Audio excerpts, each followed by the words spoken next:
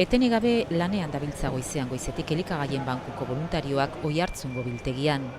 Produktuak helduala, pixatu eta ze dendatatik datozen zehaztea da gaur zeregin nagusia. Biltegi honetara denda eta supermerkatu txikietako elikagaiak bakarrik datoz. Merkataritza-gune handietan, bertako biltegietan jasotzen ari dira janaria eta astelenean ekarriko dute. Luis Mari Goldarazena voluntario gisa dabil. Atzo Pasaiako denda batean egon zen eta hauxe ikusi zuena. Poltsa esate dute, no, baina no, da, batzutan, beste ideia dutelako. Eta orduan behi ideia da, karro hartzea eta karroak hartze dute.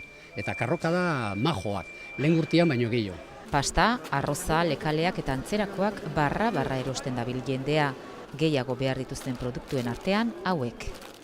Aurrantzako elikagaiak, ez da, pureak egitekoak, eta potitoak, eta esneak. Datorren astera arte ez dute datu zehatzik izango, baina inork ez du zalantzan ipintzen iazko 1.200 tonak erraz gaindituko dituztela Euskal Autonomia Erkidegoko 3 lurraldeetan.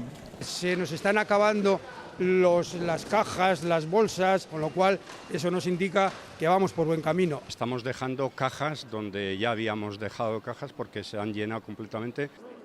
Bildutakoa 1.000 pertsonaren beharrei erantzuteko erabiliko dute Araba, Gipuzkoa eta Bizkaiko elikagaien bankuek.